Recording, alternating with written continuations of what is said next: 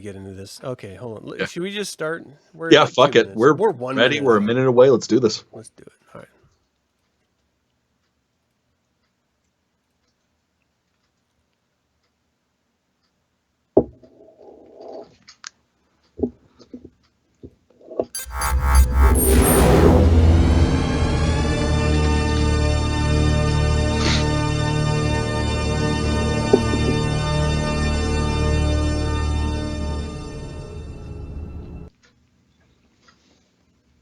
Hey. Hi. That was quick. We're in. Yeah, I was not aware that it was going to be that fast for whatever reason. Yeah. Anyways, welcome everybody. You are in fact tuning in to our HoloNet news episode, and I'm just completely missing my whole fucking read. Star Wars and stuff. Yes, Star Wars and stuff. We're fucking excited for this one. Like, we're going on early because we're sitting here talking about the show. Yeah. And it's just like, ah, shit, no, we can't talk about it right now. We gotta keep that excitement. It's the Anyways, worst. Scruffy Looking Nerf Herders, welcome. That's us. HoloNet news. Let's get right into it. God damn it. Can we just briefly cover it, like the Scruffy Looking Nerf Herder part, because I guess we probably should. Like you can see, I haven't shaved like fully or trimmed, so I am kind of scruffy. You look like you've actually like shaved a little bit over here and over here. Yeah, I shave once a week. It's usually Saturday. I feel like you're. This me up. This is getting less scruffy because it's all nice and matted up. All right. So it's contained. All right. I feel a little more scruffy, is all I'm saying, and like it's not a contest, and being more scruffy contest, is not winning, but I still feel like I'm losing on the scruffy. Hey, you know what? I might be able to outdo you easily. You know, fingers crossed. My laser appointment works tomorrow, and I can finally start growing my hair back out. It's just gonna be a fucking mess. It's gonna be great. Well, I'm going to challenge you on the ball scruffiness because I've got some scrub, like some like tree oak. Nope, no, we'll get banned. Don't show it. Yeah, we'll get banned. I shave anyways. Thanks everyone for joining us live. This is what you get. Yep. You're welcome. Yep.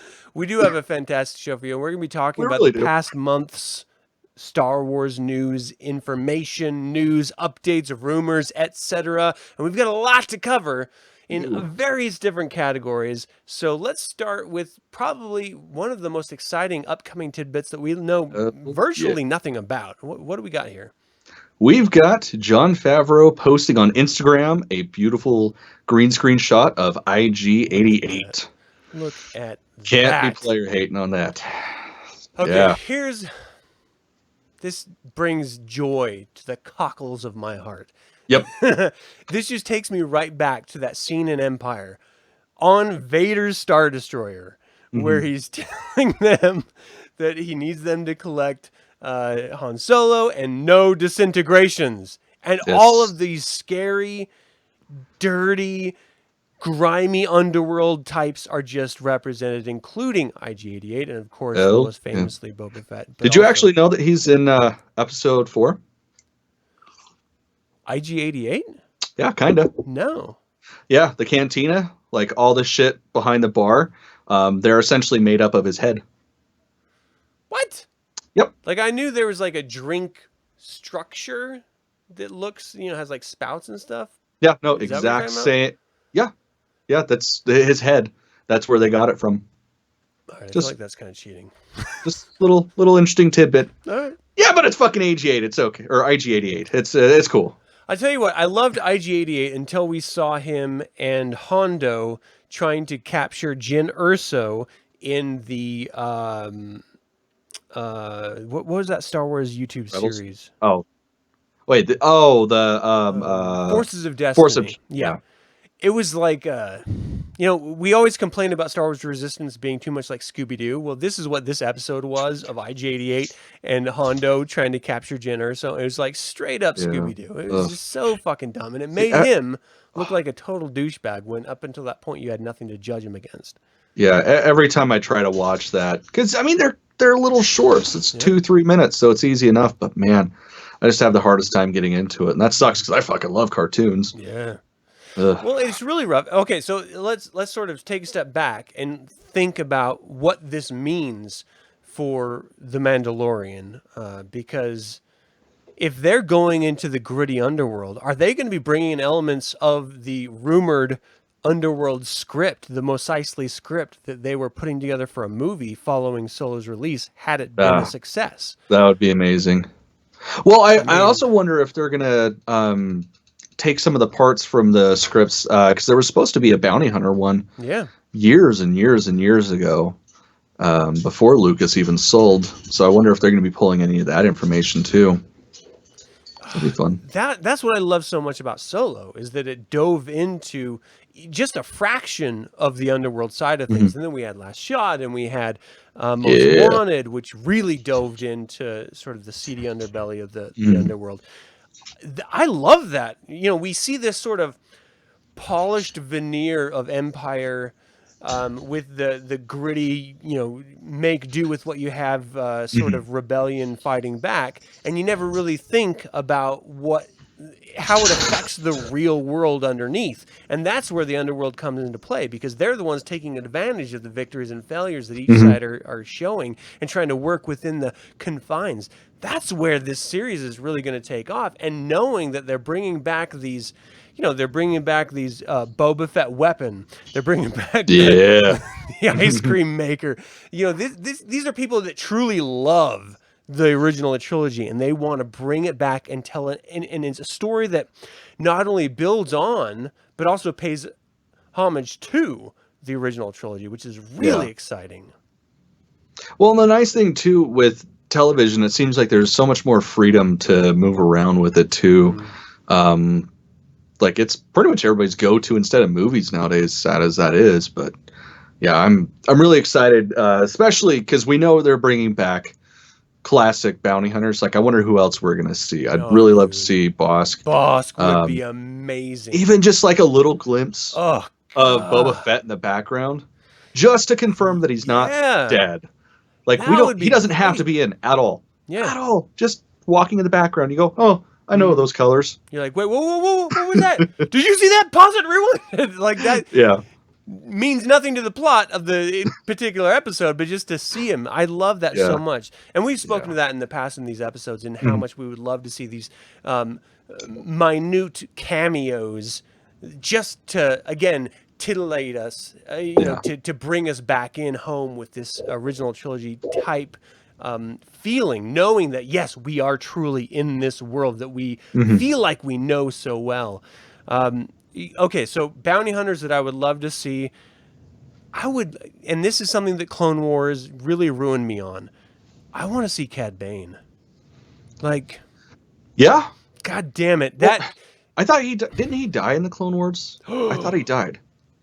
Don't tell me. I don't remember that. Yeah, I don't remember either. It's been a while. Oh shit, dude! It's been a while since I watched Clone Wars, but did he die?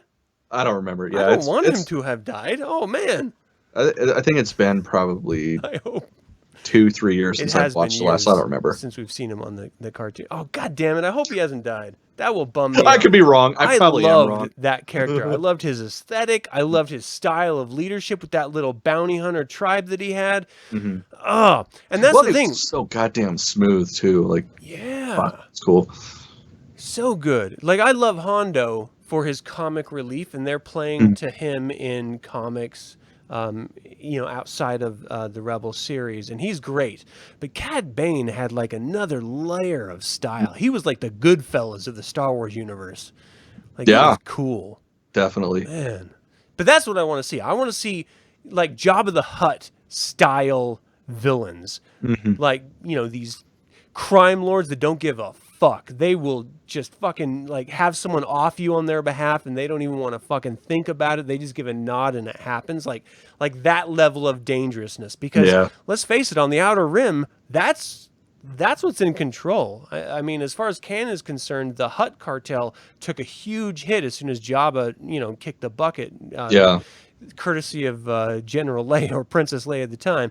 But like that's what we know about this sort of underworld, is that there's a vacuum, you know, post Return of the Jedi. Who is in charge? What different entities are vying for power? Is the Droid Syndicate still a thing? Is that still going on? Like, I there's so many hope so. questions. Yeah, the Droid Eka, that'd be so dope. Yeah. Oh man, so much good stuff. And just by him dropping this one goddamn green screen photo, is Yeah. all it took for us to go on this. Well, he's just such a badass. Like the heading, I mean, obviously you guys can see it's just Merry Christmas. Like, how fucking cool is that? Yeah. Like, that makes everybody's Christmas. Yeah. It made mine. I will make you come, Bop. Yep. And you're just like, thank you. Thanks, John. That did it. I need to change my shorts now. I just need to burn them. There's no fixing them or washing them after that. Messed up. All right. Maybe we should not talk about that. Yeah, so moving on. Moving on. All right, so this next story, this is pretty exciting too. Yes. Ludwig Göransson. Yeah, because I probably messed up his name. Right, but I don't know. But yeah, amazing composer. He's on to do The Mandalorian. He's done such movies as Black Panther, Creed. Creed 2, Venom. Yeah. Venom was fun. Which I actually enjoyed he's even much done more than I thought I would. Oh, fuck. I was sold the second I saw First Transformation. That's a whole other show right there. Yeah. But yeah, he's even done great TV shows like fucking Community. Like, this dude, he's got such a wide range. Like, I'm really excited to see what he's going to bring to the show. Yeah. Because especially being a Star Wars entity, like, so much of the story depends on the music. Right. Like, you have to have it.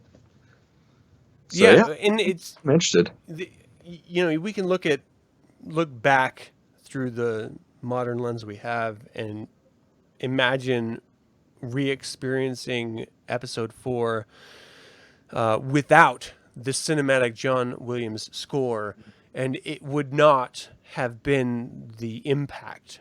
No. It would have been great, but it would have been very pulpy and sort of campy. It would not have had the impact that John Williams' score brought to it and to every subsequent film in some way or not, through inspiration or not. But you can argue that as important as the hero's journey core of the tale is to Star Wars, the cinematic musical score is as equal and as important and as impactful. Definitely. I mean, I remember I was stationed in Germany, and the Phantom Menace score came out. I think it was like a day or two before we were able to see the Phantom Menace. But Duel of the Fates blew my fucking mind. Like, I grew up with the original trilogy, and so I didn't think of the story separate from the film. And then that Phantom Menace soundtrack came out before I saw the film, and man, Duel of the Fates blew my fucking mind. I can imagine. Oh man, it was great. If you could nail down, like, probably your favorite track or your favorite score of a Star Wars film, what would that be? Shit, that's kind of hard. It kind of depends on my mood. Yeah. Like, honestly, I fucking love the Cantina Band. Like, for years, that was my ringtone because it's just so much fun. The special edition or the original? No, the original, obviously. Yeah. I don't know. It's either got to be that or The Emperor's Arrival, because it's the Imperial March, but it's so much more brooding because it starts out with those notes. And then it just descends, and it's just, oh, God. Every time I listen to that, it gives me such goosebumps. I adore it. See, and not to cheer on any outside third party, but I have Apple Music, and so I listen to a station that they've curated called Star Wars, and it just plays different tracks and sound effects from each film. And that's cool. If I'm working on something, I'll just throw that on, and I just hear it and sort of relive these wonderful moments as a sort of aside to whatever I'm working on. It's probably the best part of working at my home, being able to enjoy Star Wars in that way. It brings up so many wonderful memories, being not only, you sort of return back to these youthful times in your life, but you get to relive these sort of cinematic moments as well. I do have to say, one song that I have never, and I've listened to it well, maybe like 5 or 6 times as of yet. Is in Solo that sort of once you get on the crime boss's ship and it's that sort of jar with Ugh. the head in it and that Yeah, no. black lady singing, it does not have the impact of every other Star Wars song, and it's so disjointed, and it's not even really jazz. It's just this sort of there's no Yeah. real tone or continuum to it. It's just like this call and response weirdness that I'm just not into. That was Yeah, the only one. Yeah, it doesn't feel like Star Wars because I mean, every band in that movie, in the series, I guess I should say, you can tell they're all in the Star Wars universe. Yeah. They sound different, but and that is just sort of, it's like ambient trash. Yeah. I wasn't a fan of that myself. That's the only one because every other soundtrack, I'm sorry, every other score in that film, I really did enjoy a lot. But that was the one that, as soon as I heard it, I was, I saw it. You got that little splice of it in the trailers, and you were like, "That's weird." It's probably gonna end up being like a Max Rebo band type joint. You'll get a sense of they're just teasing it. You don't really get it, and as soon as you saw it on screen, you're just like, "What?" Like it doesn't even have rhythm. Like there's nothing to it. It's just like the worst. You're just like, who fucking wrote this and who greenlighted it? Like, well, and they hung on it too for so long. Like, just you get it as you're walking in, and then you slowly tone it down as they're starting to mingle with the other characters. Yeah. But nope, that just stayed on until the song was done. It's the fucking worst. Yeah, just the goddamn worst. That's probably my only gripe about that movie. But other than that, I have high hopes for this composer. Yeah, absolutely. 10 minutes complaining about soundtracks. Oh, what I did want to speak to, Ludwig did give this really, really great quote, which actually gave me 100% confidence in what he is going to be bringing to the table here. He says, "Words fail to express how surreal and humbling it feels to be invited into the Star Wars universe. I am deeply grateful to Jon Favreau and Disney for this opportunity, and to John Williams for raising the bar so high with his iconic, intrepid scores. They will never be matched. In these next months, I hope to honor the tradition of Star Wars musical landscape while propelling The Mandalorian into new and uncharted territory, and I will try to remember that there is no try." Yeah. Man, that makes me want to fucking cry. Yeah, fuck yeah. Like, that is not just an artist, but somebody that truly fucking appreciates it. Because, I mean, the dude's pretty much filleting John Williams, as all of us would. I mean, I've got a lot of fucking faith in this dude. Like, I'm excited so excited to see what he brings. I'm just so excited. And knowing that, and this is sort of like totally off the rails, but just knowing that he helped produce the latest Child Gambino album. Yeah, that's pretty dope. It was Childish Gambino. I mispronounced it, but still, dude. This is America. I watched probably 25 times in a row. Like, that blew me away. I was late to the party on that one. It was all the hype. I watched it. I'm like, yeah, no, I get it. Cool. I like the music. I mean, anything that Donald Glover does, I'm fucking sold. But he's great. Yeah, it's just like that. I've seen a lot worse videos. But then again, I'm also a metalhead, so I mean, unless there's like somebody, getting their genitals removed with a dull blade and blast beat. It's just it's so mellow. See, what I loved about it was and I thought the music was great. The musicality was great. It was all about the undertone and the message and the homage to, old school black culture and the this is a Star Wars podcast, so we shouldn't be talking about that. No, fuck, we're going to talk about it. But the callback to straight up racist white culture trying to own and twist black culture, whether it was with blackface performance or with Jim Crow for forced performances. That's where I really attached to his physicality in that music video, his presentation, the way that he weaved modern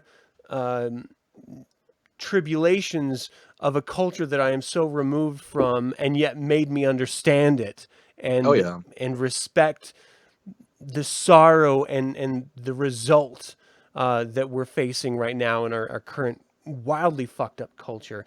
Yeah. Like there was just so it tapped me on so many different levels that I couldn't just appreciate it for one thing. I had to, like, for example, Marilyn Manson's musical videos are some of probably my favorite musical videos of all time. Hollywood. Visually, they are incredibly stunning and beautiful and troubling and attractive. But compared to the single This Is America video, they are hollow and just zero calorie, you know? Yeah, with his, that was a narrative.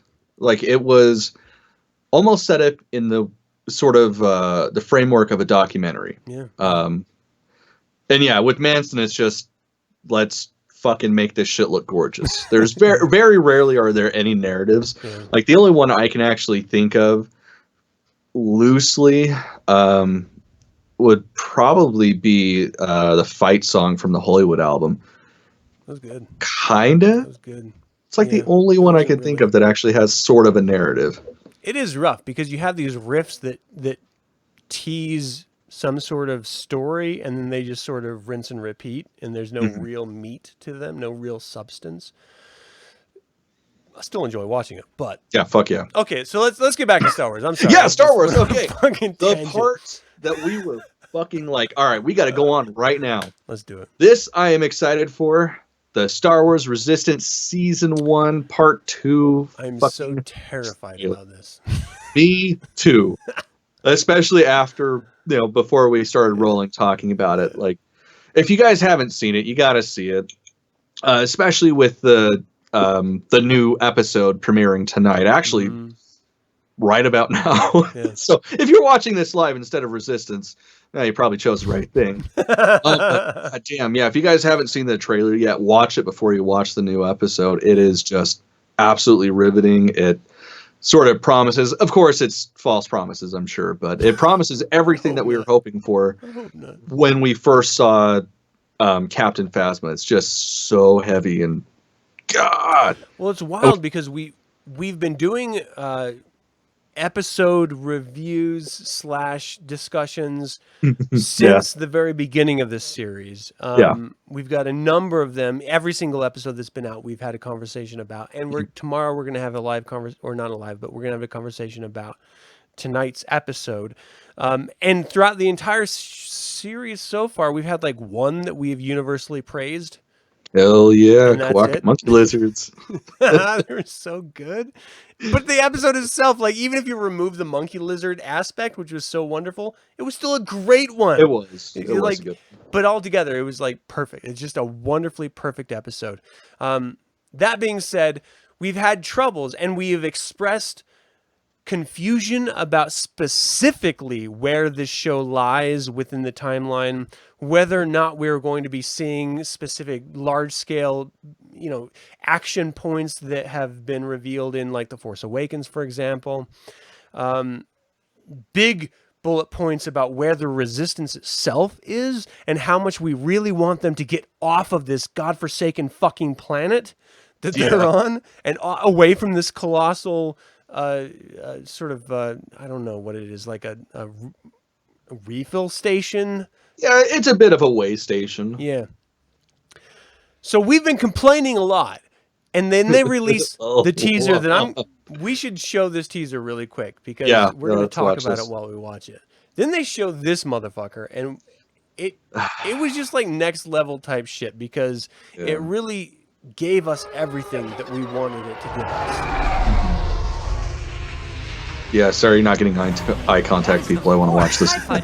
It's that fucking good. Like, such a tremendous interest in the First Order. Now that they are increasing God, like we were talking about beforehand, I was regretting spending $3 on the season. I felt I got ripped off. And yeah, watching this.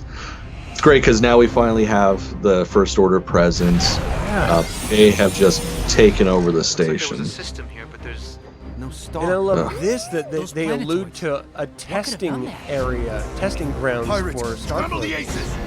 Which, of course, just like the Death Star, they have to test. I love that they brought that into it, because they didn't have to. First order Yeah. provide all No, not at all, because we already bought it. We already saw the movie. It doesn't matter. Are you serious? So that's the nice little segue into the big mind fuck here shortly.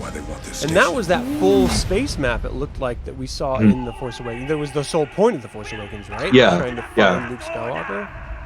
Yeah. Yes, right here. And here we go. Silence. Come on! We know exactly where we are at this point. Yep.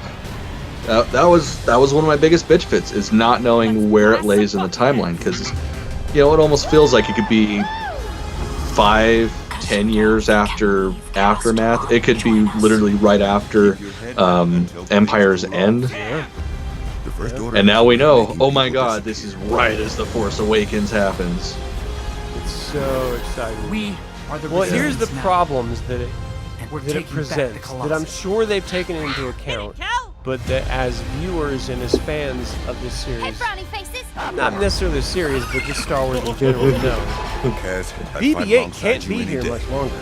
Nope. Because he needs to be on a completely different planet, stranded, Jakku. Like, at some point, Poe Dameron has to leave with BB-8, Yeah. and it's gotta be before that station is tested. Yeah, I hadn't even thought about that. Yeah, so he should be gone Like, next that's- couple episodes, definitely. I mean, assuming that the Star Killer base scene's not like the finale, which it could be. I mean, that's the only downside to trailers like this, is it's a Disney entity, and they are notorious for just giving you everything, because they did a study a billion years ago and found out that people just want to know everything before they go into it. So I'm really hoping that's not the case. It does really, because we just saw that map, that Skywalker map. That was the sole reason that Poe Dameron was sent by Princess Leia to Jakku. Yeah. Like, are they going to be revealing that discovery? Like, look, we've been looking for Luke Skywalker. We hear there might be someone with a map on Jakku. I've got to take BB-8 with me and go to... Like, are they going to explain that? Or is it just going to be Poe being like, hey, I need my droid back. Have fun. Like, how are they going to transition? Because BB-8's been... Wouldn't surprise me. the driving force of this series so far. Yeah, definitely. Like, what do you think they're going to do? How are they going to do that? I would like it to be something cool, but it's probably going to be, oh yeah, let's go fly, kid. Oh, target practice. Really shitty story. And then at the end, well, gotta take my droid. Peace. Like, at some point, Leia has to have this inner dialogue saying, there's a presence out there that has been discovered that is greater than I am capable of handling on my own. My son is involved with it, and I've known that Snoke has been corrupting his mind for so long, so much so that it's caused my brother to go into hiding. I need my brother back. There has to be a way. So I'm going to send my top pilot to go look for, or to go communicate with an old friend who may have some idea about where my brother is. That is an inner dialogue that has to happen.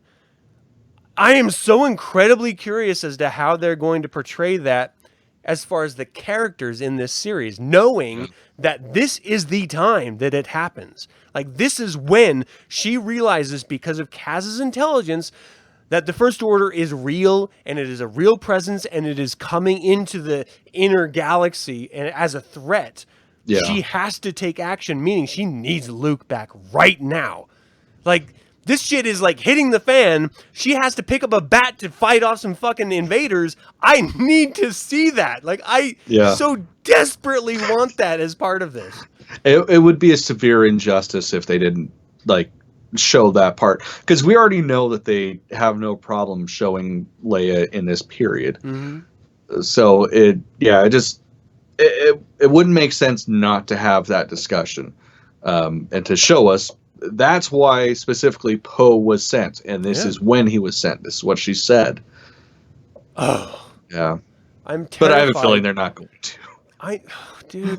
I'm so scared that it's going to be Poe showing up. Hey, Kaz, come with me for a second. We're going to go explore something. Why? What's going on? Don't worry about it. Let's go. They don't explain anything. There's no exposition. Kaz gets into some problem. They get separated. Kaz goes one way. Poe goes the other. Force Awakens happens, and Kaz is just like, dirt, dirt, dirt, dirt. I'm terrified that's going to happen, but I just have a feeling it will. Ugh. Yeah, probably. It would be on par with the rest of the show. Well, what's... Hold on a second. We've earned this. Like, the fans have earned being able to see this side of it. We've sat through 11 episodes of Dopey. Like, he has to grow up at some point. Like, well, yeah, he got a haircut. He did. Hold on. That always shows that he grew up. Hold on. Oh, there's his haircut. Yeah. Obviously, he grew up. Because that's what happened in Rebels. Yeah. That's what happened with Ezra. Yeah. He was like, I got a haircut, and now I'm an adult. Yep. That's how it goes. So dumb. And look at Kanan. Yeah. He became a super wise Jedi as soon as he chopped his hair. Maybe I should get a haircut so I can get wise. Yeah, I'm just fucked. Oh man. Okay, so we're going to talk about the episode and we're going to get into the nitty gritty of it. But do you think that this second half is going to live up to the expectations that it's given us? No. All right, so we've got 11 episodes. 11 fucking episodes to stomach. And that was what? 2 minutes, 30 seconds trailer. I'm pretty sure we got all the action. I mean, of course, there's got to be a big battle at the end where we actually see the Colossus being destroyed to where it sinks. Yeah. Because, of course, we saw it sinking in the trailer. But, yeah, no, I don't have high expectations. I have hope that it's going to be good. Better. We've talked about this on the show. Is there going to be that moment that we've spoken to where Kaz is speaking with his father and on Hosnian Prime, and it gets destroyed? I hope so. Like, do you think that'll happen, or do you think they'll just sort of? I think it'd be great just to see that character get crushed, because I hate him so much. But yeah, I don't know. I would like to think that's going to happen. Yeah. Like almost, sort of reconciliation. He sort of knows shit's getting ready to hit the fan, calls his dad just to make sure everything's fine, explain why he's away, and then click, gone. That's it. I mean, if there is ever a catalyst for him growing up, I feel like that would be it. That's it. Being there with the parent dying, it changes you, and hopefully it would change him for the better. Yeah. Well, there's this moment in Star Wars Rebels where they left that home world that they spent the whole first season on for the greater, this sort of rebellion that they were helping in their own small way to form and then connected with through later seasons. And they always, connected that idea like, no, we're rebelling against the Empire. We are rebels. And then, of course, the series showed the forming of the rebellion. Yeah. This very much is setting up to be the exact same thing with the Resistance. He had that moment in that trailer saying, no, the Aces, they're our only defense. The First Order has taken control of this station. We are the Resistance. So very sort of micro on the Colossus, they're becoming the Resistance, but the macro of that is he's literally joining the Resistance, echoing exactly what they did in Rebels. Do you think it's going to be on par? Are we going to see the stakes that the Rebels series saw? That at the second season, we straight up got Vader fucking up the Rebels. Are we going to see Captain Phasma not falling down? I don't know. We're going to see Kylo Ren fucking some people up? Like, what are... I would love to see some actual shit. Like, especially with the introduction of the two new shinies. Name's eluding me right now. Whatever. Fucking Red and Goldie. Yeah. Like, I'd love to actually see them become a menace, like a legit threat. Versus some slapstick, woo, and then they fall type of thing, which that's all we've gotten from these huge menacing characters. To be honest, I don't see this going the way of Clone Wars or Rebels. Just with how it's been. Like, I mean, admittedly, first season of both those two shows weren't that good. But at the like, you could see that there was something there, that it was going to go somewhere. With this, it's like any other Disney kids show. So, unfortunately, that's where I see it going. But hey, hopefully I'm wrong. I will forever be hopeful when it comes to Star Wars. So fingers crossed tonight's episode doesn't suck balls. Yeah. But we were also alerted to the news that there is, of course, a second season coming. Yep, fall of this year. So I'm sure is going to be with the release of Disney Plus streaming. I think that's why they're giving it the break they are. Yeah. Because it's supposed to be fourth quarter this year. Makes sense. Yeah. Okay, so let's talk a little bit about what's next. This is something that this is for the online section. Very much going to some bullshit before we get into it once again. I just thought this was goofy. Fun. Disney started a Star Wars kids show where they've been showing their Forces. I'm sorry, not Force of Destiny, but what was it called? Galaxy of Galaxy of Adventures. Thank you. Yes. Which I've really enjoyed. Like, I love the artwork.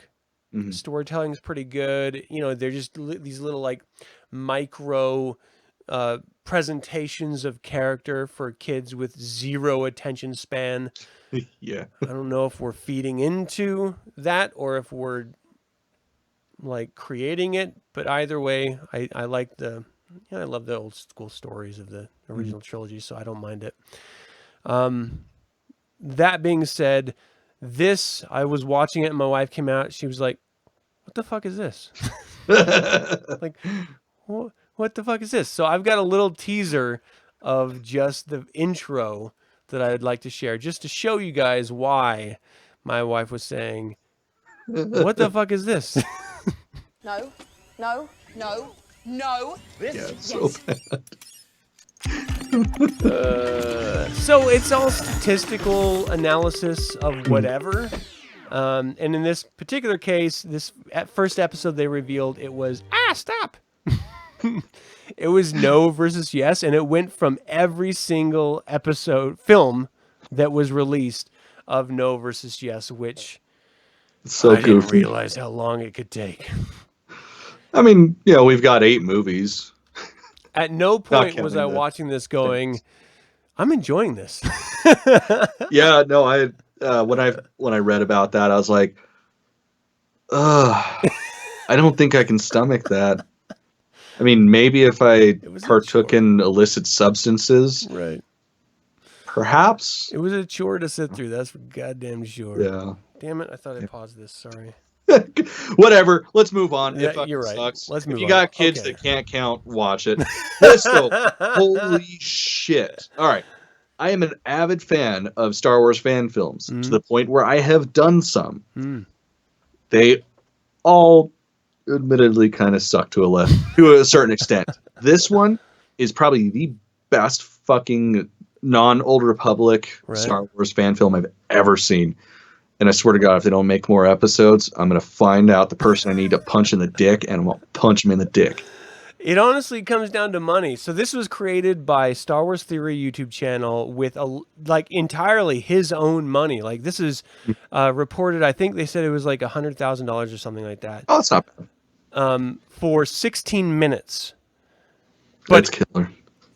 Like this, if you're not familiar with this channel, it is very much a channel that is not a fan of what Disney is doing with the Star Wars franchise as a general whole, and so thought that he could write a more appropriate Star Wars centered Vader story that not only stayed true to the characters but the tone of Star Wars, but also paid homage to what we as fans love to see through all of the Legends content and comics and video games that we've grown up with.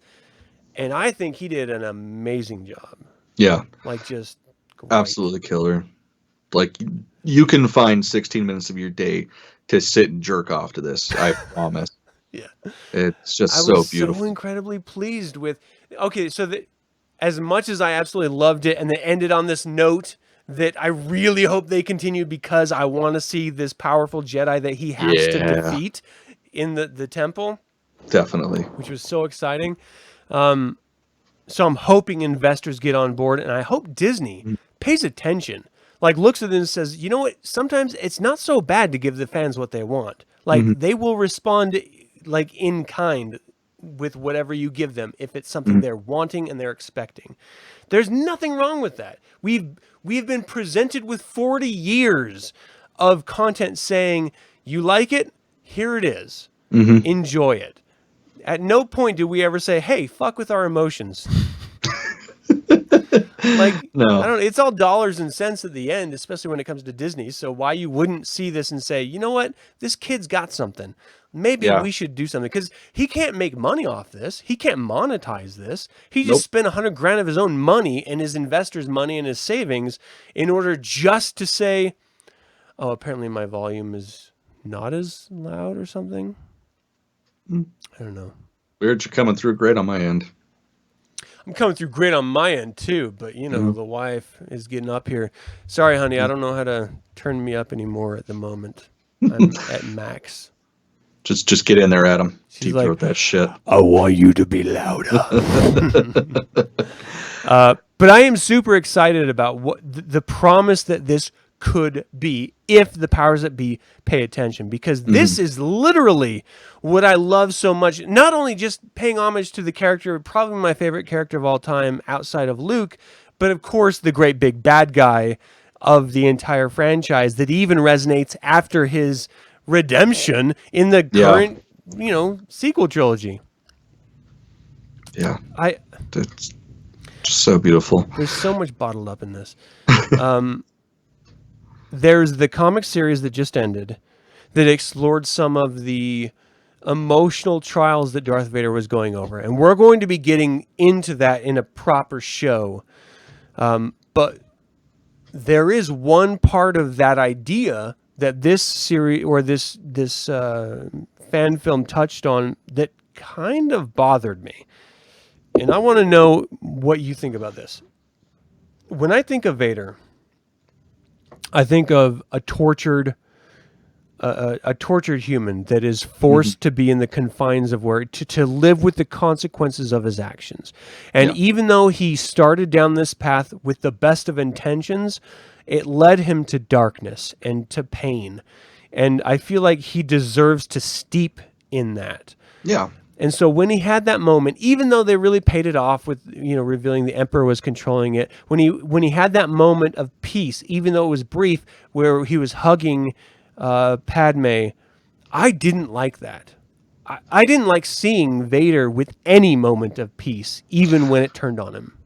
It didn't bother me. In the context, it seemed like it was relatively soon after Revenge of the Sith, because I mean, what sold me on it and made me fine with it was seeing the clone soldiers, right? Because like they wiped out. I mean, they've got such a short shelf life that they're just gone really fucking quick, and it wasn't TKs and all that. So for me, it seemed immediately after, like right after he got his suit. And I mean, this is right, like if it's at that point in time, he just lost the love of his life. The whole reason why he was going to the dark side, why he was doing everything it was solely so he could be with her and take care of her. Like I bought it. It just made sense. I love knowing that the Emperor knew to reveal that in this fan film in order to play off of his insecurities. And the entire first half of this was literally the Emperor saying, you need to strike me down. I need you to be the Sith that I know you can be. Attack me. And Vader just saying, no, Master, I'm fine. It's all good. Like he's trying to push Vader to the next level, and he doesn't want to go. That's the part I had a problem with. Yeah. That I mean, it makes sense, especially if it is at that point in time.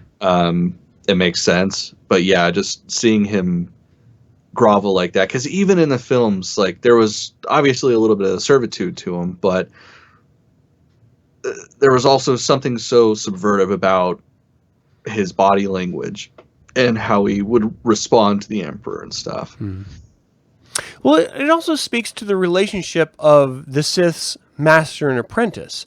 Were they like, this is what always bothered me about it when I saw that fan film, is that I always saw the Sith master and apprentice relationship as in, together we are going to defeat all of our enemies because we are the two most powerful entities. And it was a building up.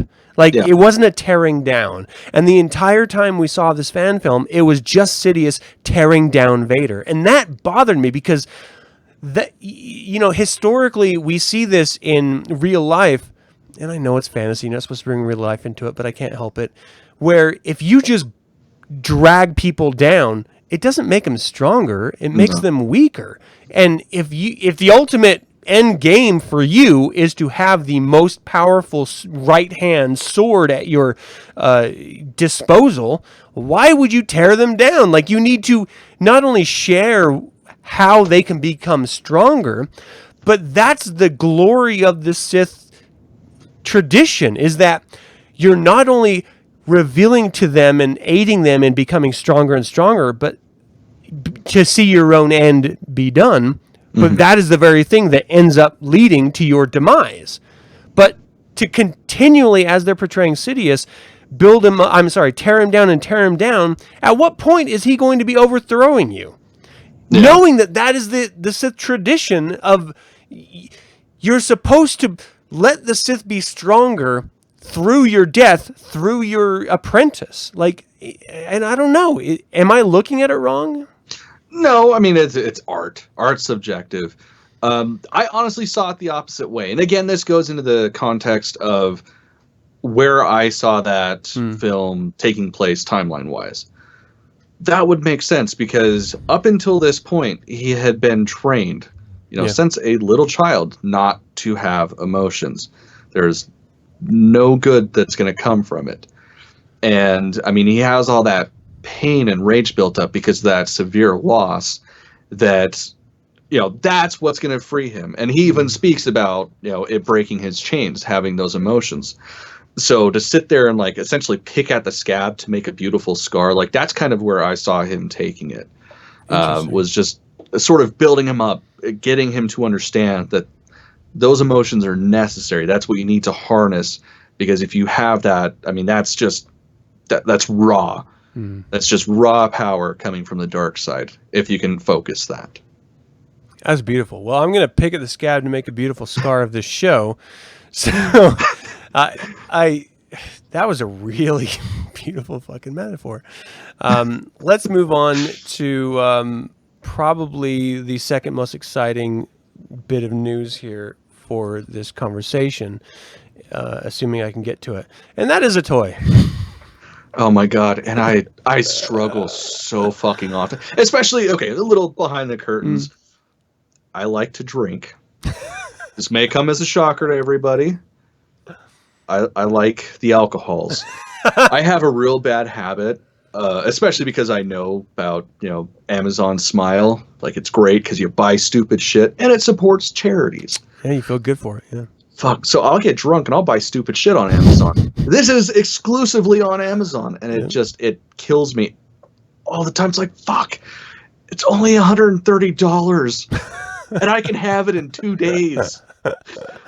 It can be in my fucking lair, man. Good. I could just rearrange some shit and put it up. Right.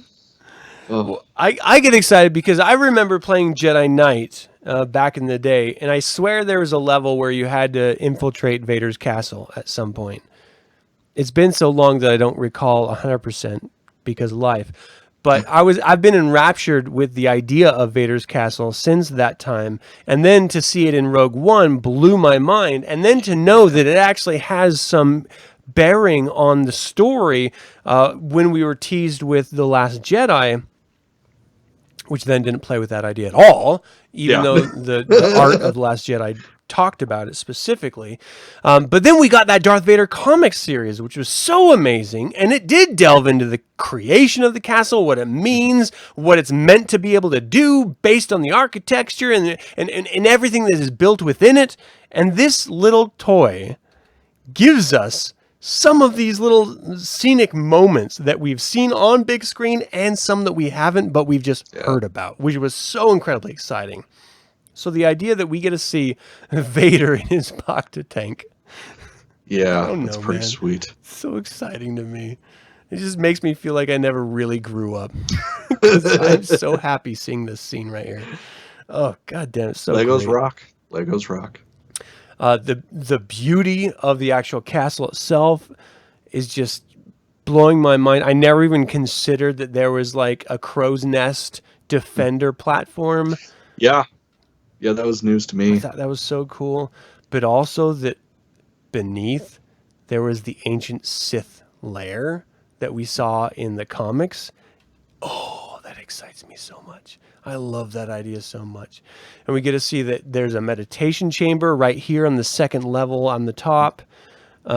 Just like we saw in Empire, where Vader can actually take his mask off and actually still breathe, have a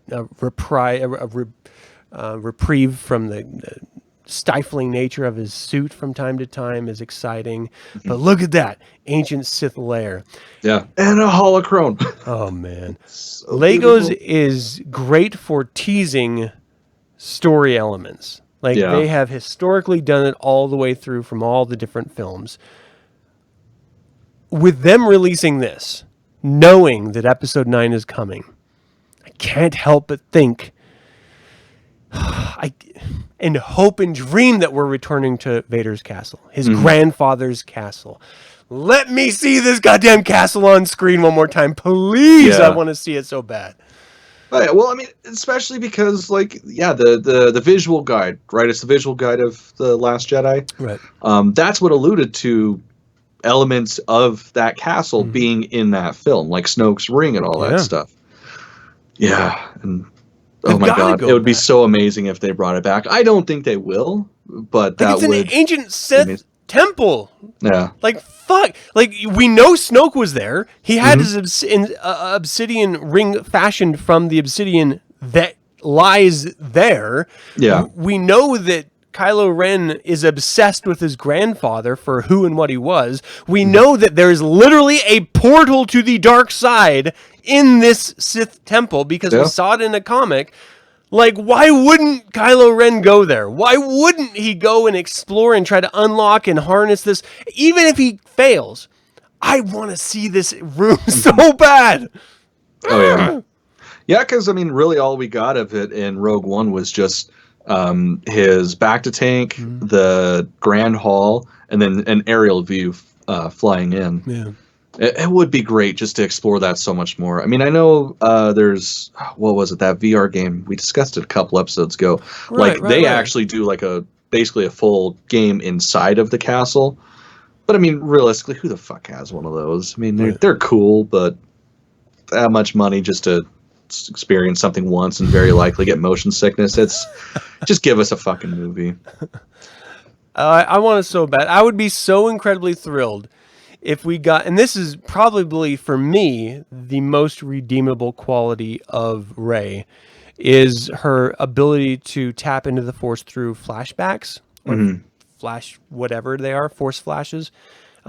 If she was seeking out Kylo Ren, Solo goes into Vader's castle and starts having Force backs, going through the castle, experiencing Vader's flashbacks. I would lose my fucking mind in the theater. That could be the entire fucking movie. That would be it. Like, you give me a half an hour of that one set piece of her seeking out Kylo and being assaulted with the dark side of the Force the entire time through that, I would be I would champion that movie for the rest of my life. Yeah. It would be so great. Oh my gosh, I would love it so much. We probably won't. No, of course not. But it, like, we know she has that ability, at least latent ability. Like, use it. Like, and it's I'm sorry, it's Kyla. I'm fucking mixing it real life here. It's J.J. Abrams who created it. So come on, man, you're doing this film. Let's pay homage. Let's dive in, please. Fingers Please. crossed. Just dying. Stupid shit like this brings up my expectations, and this is the problem: is that we were teased in Rogue One. Yeah, there's something new that we're not showing you really. We got that VR game that was like, oh yeah, we're giving you an ancient Jedi lightsaber, like a sort of original form of a lightsaber. Then the Last Jedi art book. Oh yes, Snoke has been in the deep ancient Sith. I'm sorry, Sith alchemy room, throne room. I don't know what they call it at this point. We'll just call it a room. Shrine is what they call it. There you go. Looked at my notes. The ancient Sith shrine beneath Vader's castle. We have referenced this so many times. Just give me the goddamn burger at this point. Like, stop showing me the commercial and give me the goddamn burger so I can consume it and be happy. And then regret it half an hour later. But those moments of happiness I need. That's fine. The diarrhea is worth it. It really is. Oh man, I want it so bad. Yeah. All right, so I'm gonna stop. Last thing, just so everybody knows about this, like I was always interested about the scale of it. Then I actually saw it next to another Lego set piece that I'm sure a lot of us know. It is basically the same size as the Death Star playset, so it's actually a pretty big piece. Yeah, that's big. So yeah, if you're gonna get it, you got to have a big shelf to put that fucker on. Which I have a shelf to put that fucker on. I can do it. All right, let's talk about probably the last thing we're going to talk about because we're like dangerously out of time here already. I can't believe it. Whatever. We have a lot whole of shit to talk about. This is a nice, fun one though, especially if you got kids. Because I mean, we've already talked ad nauseum about the Forces of Destiny and what those are. With these, Hasbro's releasing classic toys or classically referenced toys, right? But alongside the toys, they're also giving us comics that essentially are the short films in comic form of each individual character in the Forces of Destiny. So I mean, it's a fun little thing. Yeah, I mean, comics. I love seeing that scene at the very top right of that comic in the background when Luke tries to put the cuffs on Chewie. And he like almost kills him. Like, it's just so good. You do it. It's all right, Chewie. I think I know what he's doing. I think I know what he does in mind. I just love that scene so much. You really get this sense of, I don't fucking know you, farm boy. I will kill you.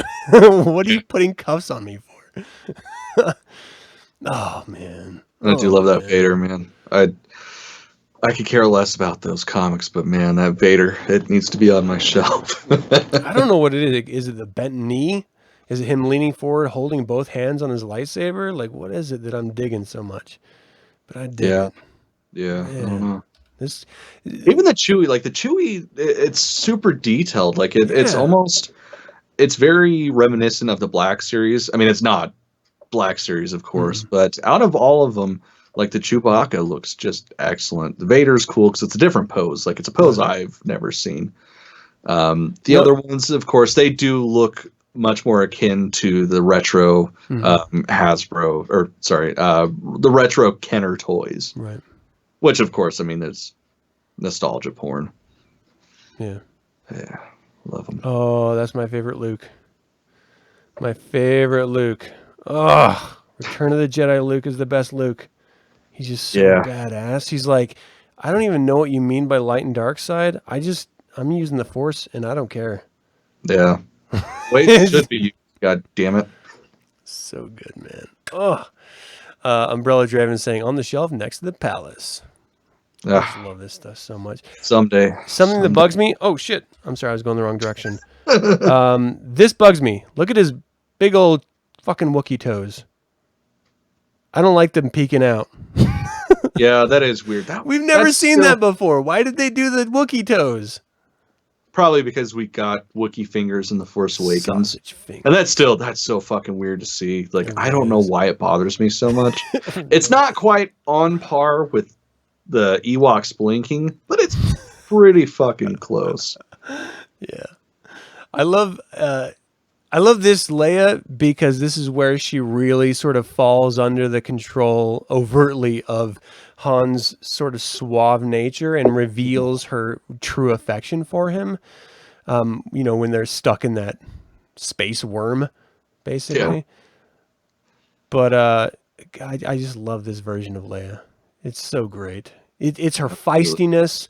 It's her indignation at Han's attempts at swagger. It's where she straight up coined the title of our podcast. Yeah.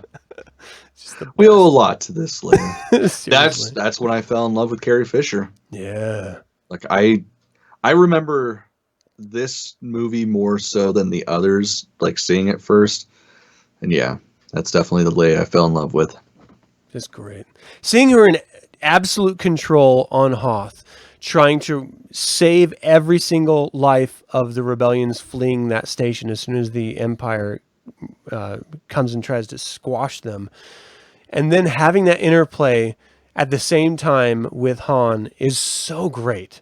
Mm-hmm. It's just like, I don't know what you're talking about. Come on. I thought so. What are you talking about? I don't know. It's so great. I love it so much. And then, of course, how can you not love R2? Yeah, and that's another fun one. I've never seen him with the rockets out. What did you think about that when you first saw that? Because it was episode 3, I think, where they were rescuing the senator from Grievous, and that's where we saw him do that, little booster and burn up the 2 droids. What did you think of that? What's that? I thought that was an Attack of the Clones because you're right. They were in the droid factory. You're right. You're absolutely right. This same face, that's pretty much what I had when I saw that. It's like, that's cool. I think I should like this, but that whole sequence was so video game meta of them on that conveyor belt and like saving each other and like the hijinks of getting caught in the fucking metal smelting factory of droid man. It was just like, it wasn't necessary. It was too meta. It was just far too meta. I don't know. Very video gamey for the time. Even though that was when they made video games, like platform video games of the different movies, and I played the shit out of it. Oh, of course. You have to play every single one, even though it's garbage. Yeah, total garbage. Yeah, that always bugged me. Like, I love R2 because he's always willing to tap into anything and, try to help the team out the best he can. And he's super, quirky and smart without being overtly stupid. Like you see so many other quirky, smart droids, especially in cartoons and stuff now. Yeah. But that was just like, why the fuck didn't you use that before? Like, yeah. Why add something that new to something that we know so well? It just makes you question everything from that point on. You're like, okay. Yeah, it's like every other attachment, whatever. He has a fucking flamethrower come out of his chest. Cool, get it. Right. I'm bought. I'm sold on it. Fucking oil slick. He could have a goddamn blaster. An E11 pops out of his chest. Whatever. I'm going to buy it. But something about the jets on the side and why he had never fucking used them ever for anything else. Yeah, it was weird. You know what that reminded me of? And it didn't click until you just said that. That totally reminded me of Goonies. The oil slick, it like popped out of his chest. And it was just like this spurting oil. That was like, what was his name? Data. Data. Yeah. Fuck yeah. Could never say the words correctly. Always being corrected. Goonies, man. You gotta love him. All right. And then, of course, you gotta love some Yoda. Yeah. He looks, I don't know, taller in this. He's not as hunched. This is standing up straight. I don't know. I was gonna try to come up with something witty for it, but it's not happening. Yeah, that's all right. That's all right. Well, we're already at our time limit, so let's stop with this story. One Warwick Davis, scheduled as the host of the next Star Wars Celebration happening in Chicago this year. See, it's a shame that it's not happening in California. I was really hoping this celebration would be a California celebration. That's going to be a real interesting juxtaposition because they're opening the Star Wars theme park and having Celebration. Isn't it at the same time? Or is it slightly later? Maybe I don't time. remember. Of course, I've got all the notes pulled up, and I'm not looking at any of them. Because isn't it usually in May? No. What do you think about actors latching on? Because it used to be seen as a sort of like sadness to an actor that they would go to every convention and portray their different characters, and it was looked down upon back in the day, especially, you know, made jokes of with certain films that are released that are sort of parodies of these big franchises like Star Trek and Star Wars. What do you think about actors actually doing that, like Warwick Davis here? That they're owning it. I mean, you're asking the wrong person. Like, I'm a big horror nut, so like being able to meet these people and shit, like at conventions, it's a big deal. Even not being one that honestly gives a shit about stars, like it's cool. Just being able to speak to them, explain to them what that character meant, and all that shit. It's I don't know. Like I appreciate it. I enjoy it. I champion it too. To an extent. I mean, some people, they're assholes about it. Like, I'm not paying $200 fucking dollars to say hi to you. You're not that fucking important. If it's $200, I'm getting handy in a picture, goddammit. Yeah, I mean, there's some individuals that, you know, would have been killer. Like Carrie Fisher. Everybody I know that's ever had a chance to meet her, like, the money that you pay to meet her, it's worth every fucking cent. And I can imagine it would be with, you know, Mr. Warwick Davis too. Like, I would be the guy that's like, oh yeah, cool, you were in a Star Wars thing. Will you sign my Leprechaun stuff? Sneaking it in so no one sees it. Yeah. Oh no, I wouldn't be sneaking that shit in. I fucking love those movies. I really liked him in Solo. I feel like that was his best. Like, I know, like, Return of the Jedi, I love it. It's part of my childhood. I love it so much. But we actually got to see him in Solo. Yeah, we got Warwick Davis, not a character. I mean, he was playing a character, but it wasn't... Like, you see him, and that's fucking awesome. Because he's been in a few different Star Wars films, but it's always like a little bit hard. Yeah, having, like, actually... his face, like, recognition of how long he's been with the franchise.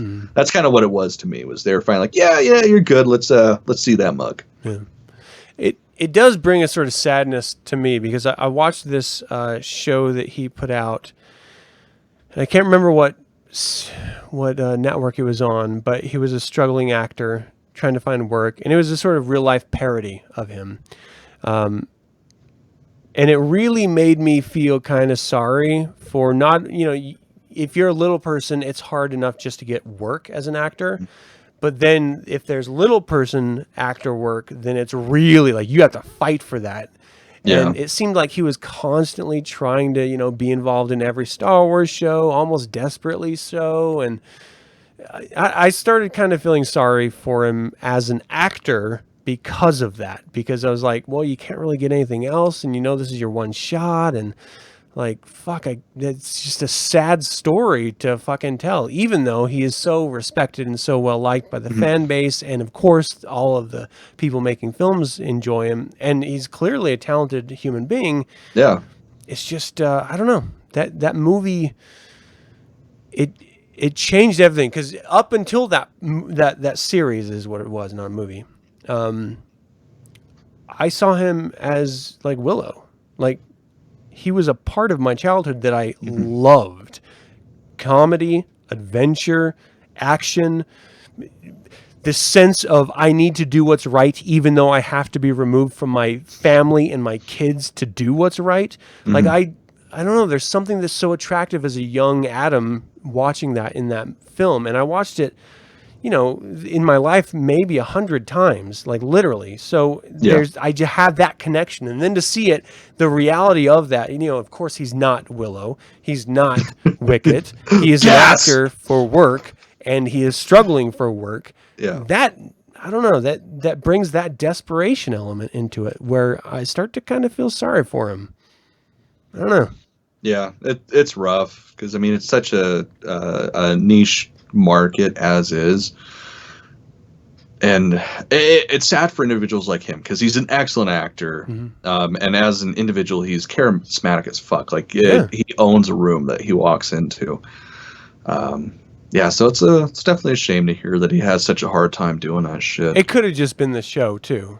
I mean, but that was the tone I took from that show. Oh, gotcha. And so that's why I was just like, ooh, fuck. I mean, of course, it's got to be hard as a little person to get regular work. Like, that's a very niche thing. It's like, you know, when you hear about that big complaint that's circling now over Bryan Cranston's new film that's out this weekend about him playing someone in a wheelchair, where there's actual actors in wheelchairs that can't get fucking work. Yeah. Like, you start to understand, okay, well, you know, let's take the quality of the actor and just the opportunity aspect into consideration. And it's like, fuck, like these people get the short end of the stick every single time. Because in that case, though, I can get it. I mean, it's a big studio movie.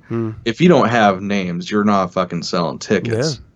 Yeah. And I mean, Kevin Hart, I mean, he'll get some people, but like that dude, Cranston, man, like that dude demands. He's so. I don't want to suck his dick right now, but yeah, it's fine. Nobody's gonna fall. He's great. He's great. Everything he's ever done, I'm just so incredibly impressed with him as a human. I read his autobiography. He's a brilliant actor. I love him to death. All right, well, we've got to stop it sometime, so this is probably as good as any. Yeah, we'll let you guys get on with your lives. Thank you all so much for tuning in and geeking out on Star Wars news with us. Of course, the second half of every month, we have a regular show that dives deep into some topic or another, and I think we just decided before the show it's going to be Darth Vader this time. We're getting deep into Darth Vader, specifically around the comic that just wrapped up.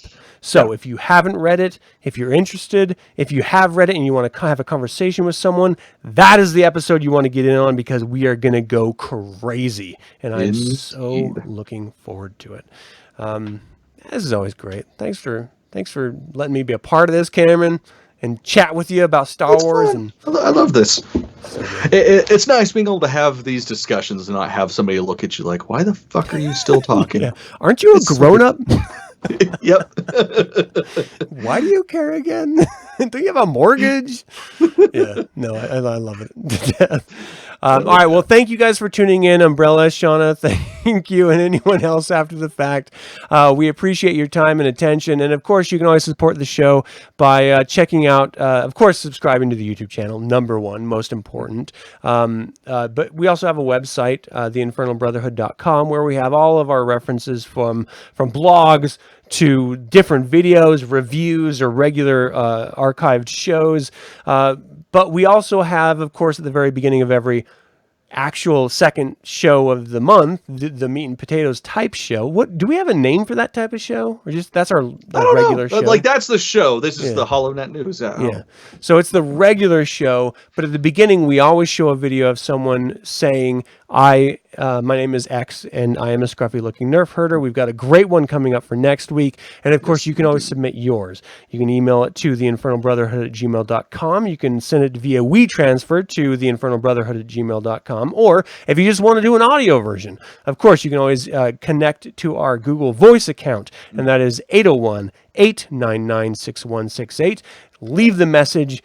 It's all fun. We'll add a face to it, and we'll do whatever you want with it in order to have you highlighted in the way you want to be highlighted. And, of course, that is how we know that you are also, like us, a scruffy-looking... Actually, it would be like us. Scruffy-looking nerd. Yeah, I'm not too scruffy. I'm severely lacking in the scruffy factor. Get scruffy!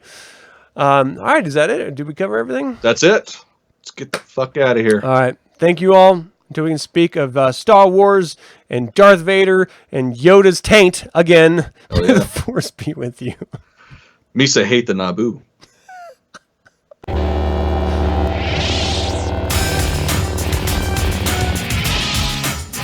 Grown men. Yeah, that's what you do when you're a grown man. Where's that princess movie?